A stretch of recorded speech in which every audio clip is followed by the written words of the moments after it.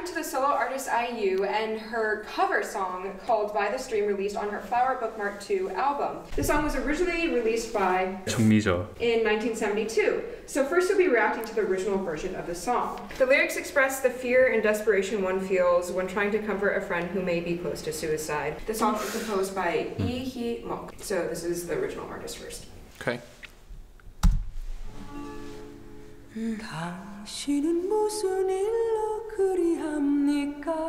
Her voice is perfect.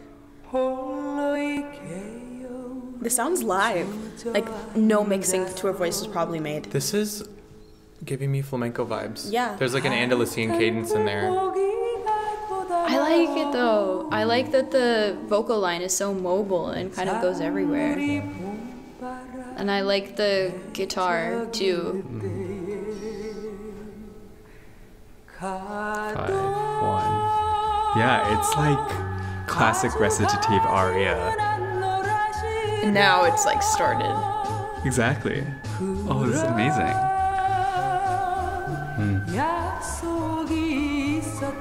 Yeah, this feels very 70s. Yeah, I'm relaxing by the pool, and there's like light green and light blue colors everywhere. And Oh yes, floral plants. It's just around. It's like bad carpeting.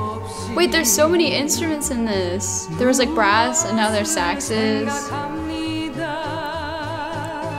Like, if we were watching the video, it'd be her like this long evening gown. Just Oh yeah, super sultry. Her voice, too, her vocal quality, it's got like darker formants. It's not very bright.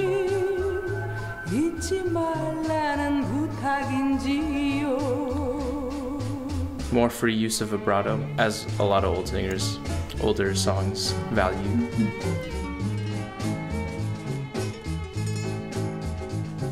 I like how like the main motive is like an octave.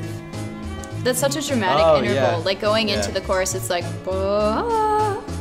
Like this, a very dramatic. Yeah, there you go.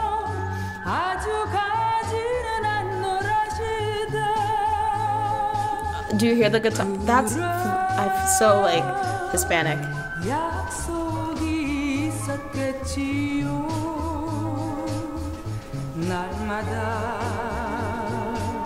Harmonic minor. You got like the tambourine. I feel like I don't hear tambourine a lot in modern pop outside songs. of like Motown. Yeah.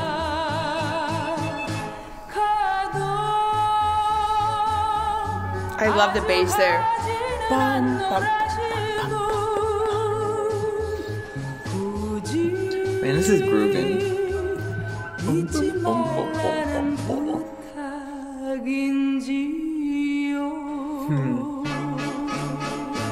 Beautiful. It ended on a 5. It didn't go to 1.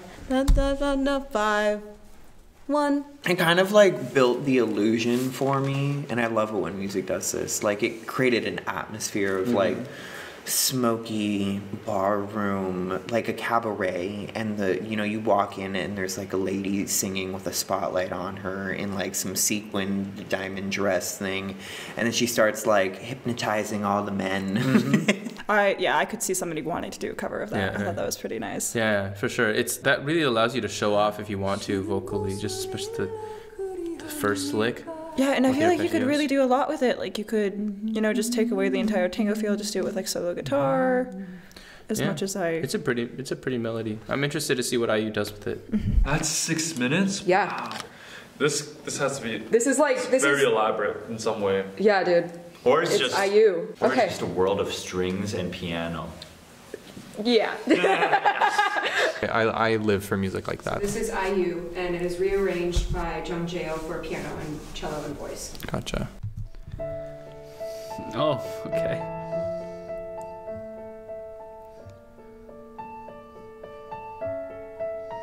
Seven. Ooh, it Oh, I modulated got a to major. three. Major 3, yeah.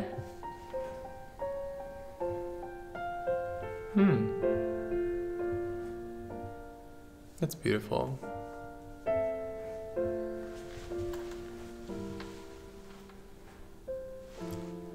Oh. Huh.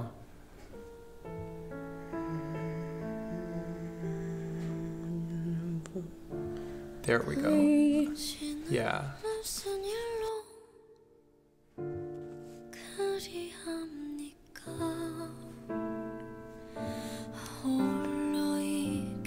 I like the space that the piano gives for her to just be able to sing this line. Nice.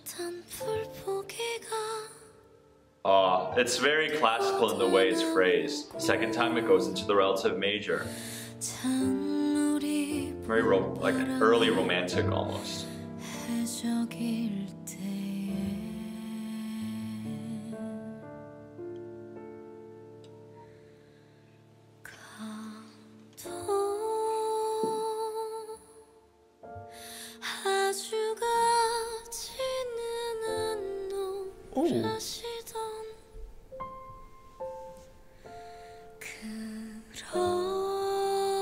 It's different harmonization. She's like just adding a lot more chords.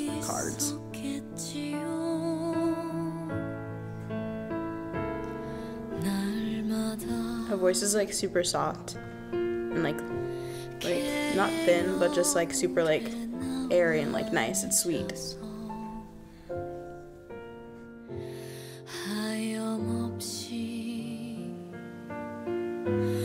Nice. Wow. Diminished. All the ways of going into the dominant. Yes.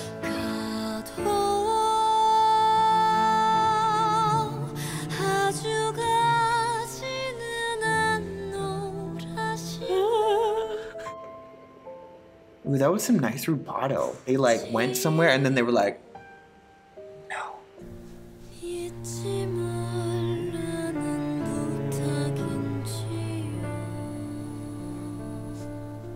The cello's nice too. We love a lament bass.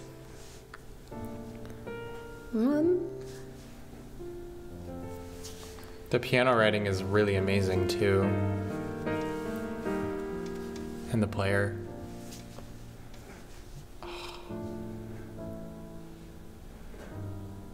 It takes so many different turns harmonically.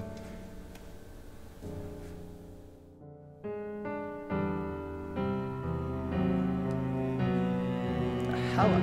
Oh, hello there. Hello, cello.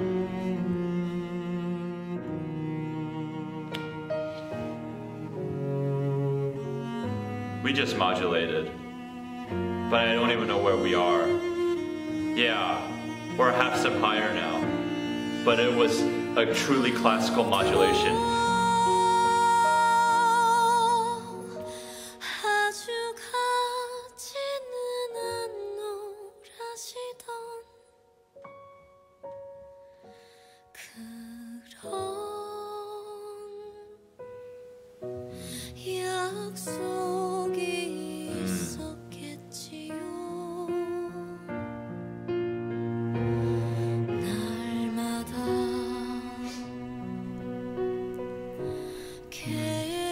That little like flat 9 on the 5 chords, da, da, da, but still while holding the bass 5 note, like that tension is so satisfying before moving to 1.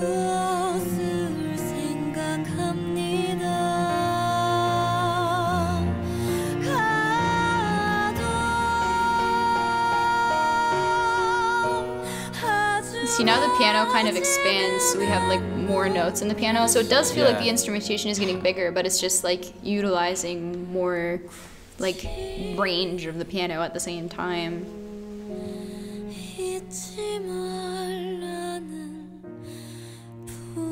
Nice. I really like cello. Just enjoy this for a bit.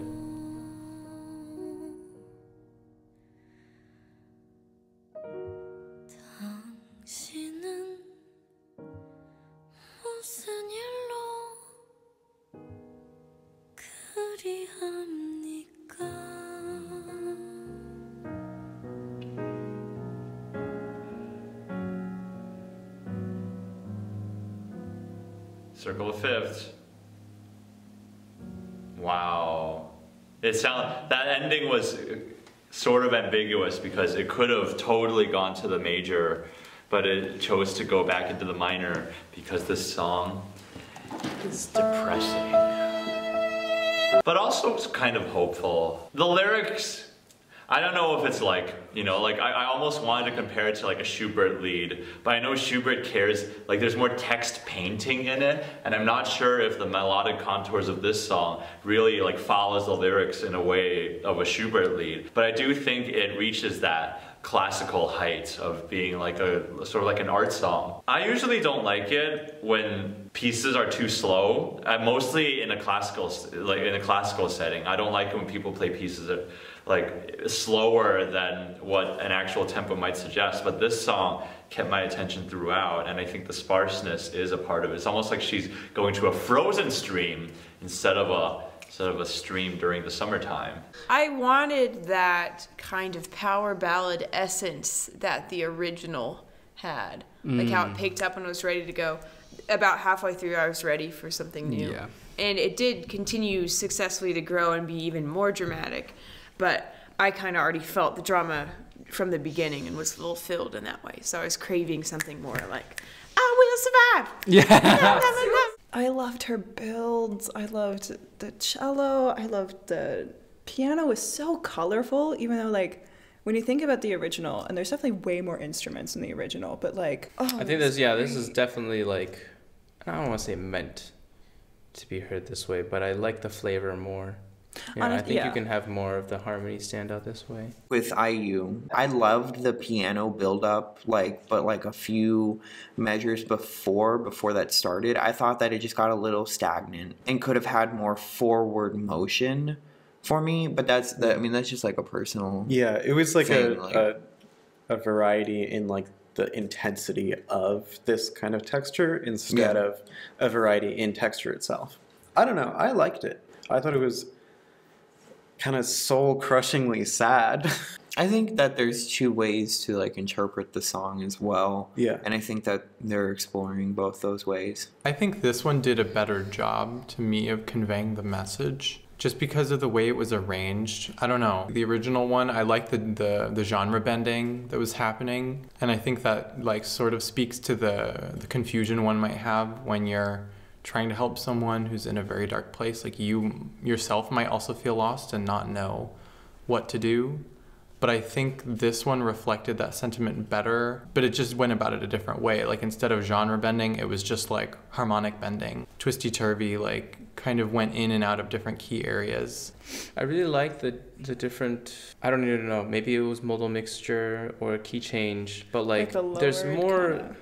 What I'll say is I feel like I got more feelings of major within, whereas the original that we heard was mostly just minor tonal center, everything sits around it, some diatonic chords that are major, but I think we like gave the major a bit more love, maybe with secondary dominance, which I think helps create that kind of bittersweetness that this message is probably going for, which is a lot more relatable, it's a lot more real life than just sad minor. The title of it really says what type of piece it is. Like you have the slow tempo, and streams in general, they don't stop unless you block it, so it just keeps going.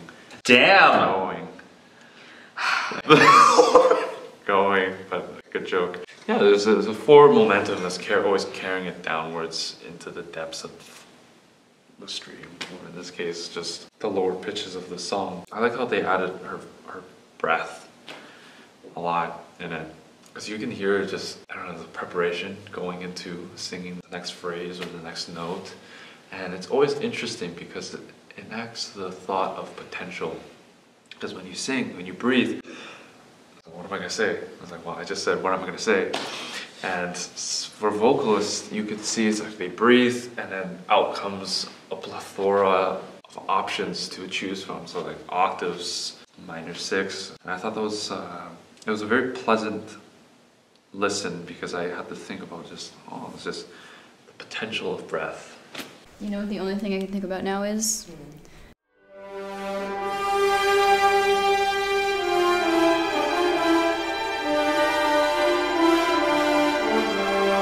it's Don Juan. It's what an octave makes me think of.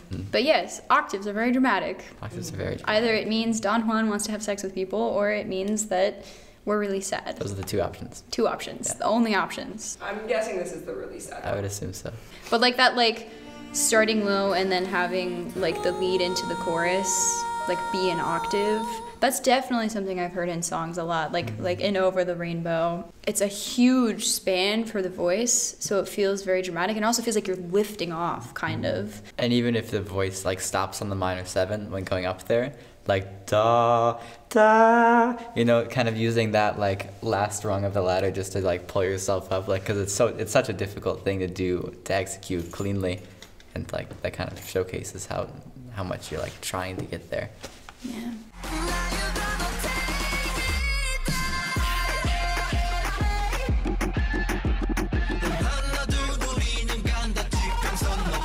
I know. I actually woke up this morning and I was like, who is this person looking at me in the mirror? Because I look like the plague. Your hair looks good.